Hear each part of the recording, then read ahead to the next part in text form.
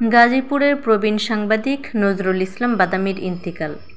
Gazipur press ক্লাবের senior সদস্য নজরুল ইসলাম বাদামী ইন্তেকাল করেছেন। ইন্না লিল্লাহি ওয়া ইন্না ইলাইহি রাজিউন। তিনি বৃহস্পতিবার ভোর 5:30টার দিকে গাজীপুর শহীদ তাজউদ্দিন আহমেদ মেডিকেল কলেজ হাসপাতালে চিকিৎসাধীন অবস্থায় শেষ নিঃশ্বাস ত্যাগ করেন। পারিবারিক সূত্র জানায়, তিনি দীর্ঘদিন যাবৎ বার্ধক্যজনিত নানা রোগে ভুগছিলেন। মৃত্যুকালে তিনি এক ছেলে, 2 মেয়েসহ অসংখ্য বন্ধু স্বজন রেখে গেছেন।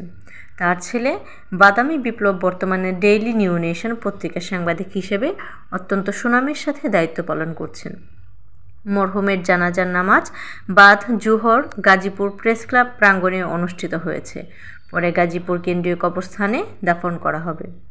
নজরুল ইসলাম বাদামীর মৃত্যুতে গাজীপুরের সাংবাদিকদের মধ্যে শোকের ছায়া নেমে এসেছে।